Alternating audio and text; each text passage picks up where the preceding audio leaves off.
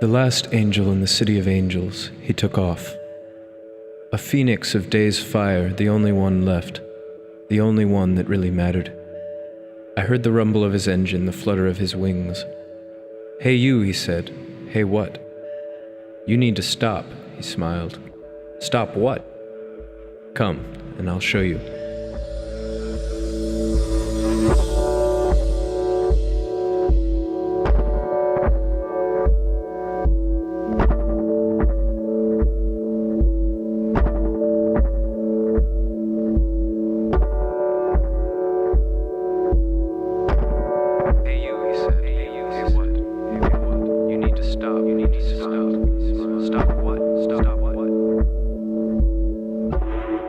Those words, gracing the wind like wind chimes on a summer's day, altering the only thing worth altering.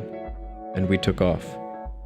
Not knowing where or how or why, and don't ask, but we suddenly stopped. A square, piazza, a world empty but for our own, Siena.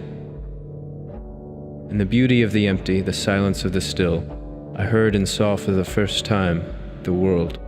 Gazing at the heavens, and I have no idea how, we took off. Again alone, again together, to a place I've never been before. The summit of Der Vorspitz, 4,634 meters or 15,202 feet to the Swiss-Italian border. To say it was magical is a severe understatement. It was simply real. A real moment, unabridged, uninhibited, unfucked by people, pollution, automobiles, skiers, or ambient noise. And then, as if the world spun upside down, we ended up on its opposite, on its head, on the coast. The coast of nowhere, the coast of everywhere. No tourists, no t-shirts, no popsicles, only... And that day I realized what Michael was saying, what stop really meant.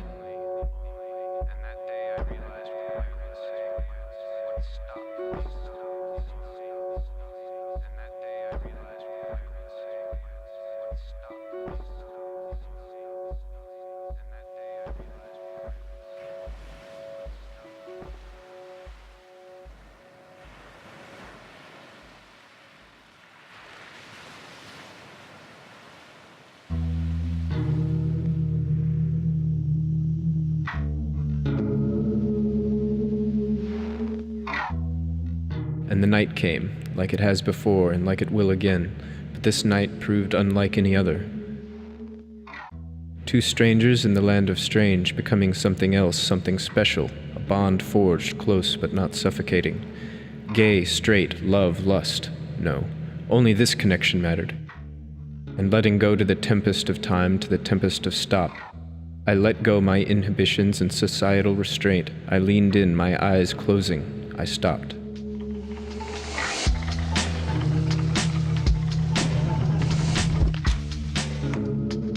Bavaria, I've never seen you. Have you seen me?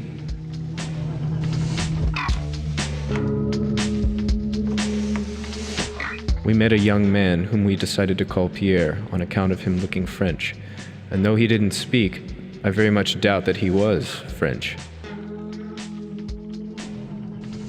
But he was alive and he was entertaining.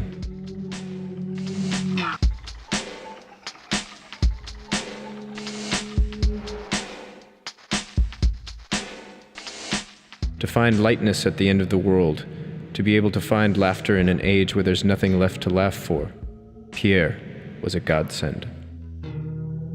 Reminding us life is fast, life is short, but you always have time to stop and laugh and share a real moment with someone real.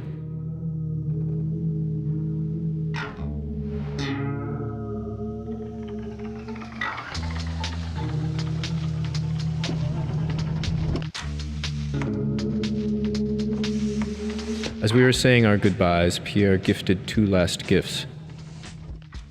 A smile and a chair. Strange, useful, inanimately beautiful.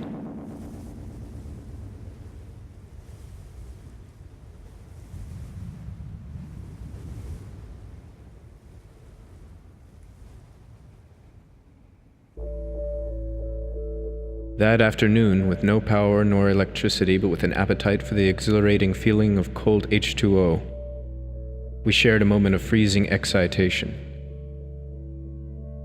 A moment when both our balls and our brains shrunk in shrieking boyhood laughter.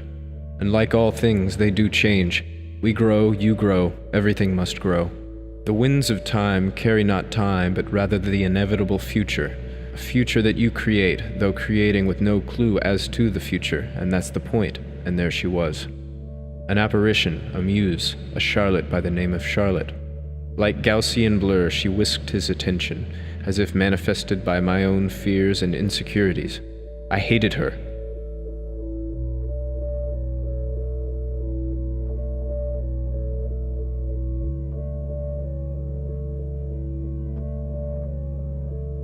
But then I came to that epiphanic realization. We're not married, they're not married. There are no rules by which to live in a world unruly by its own rulers. So we are making new rules, driven not by guilt nor oppression, but rather by feeling. A feeling of what's right, what's not so right, simply a feeling. And now, of course, I loved her.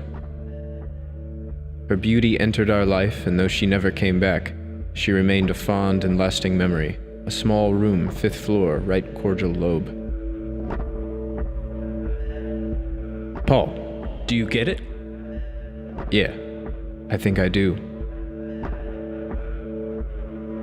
And what started with an angel in the city of angels stopped, simply with a kiss and the dream of a lifetime.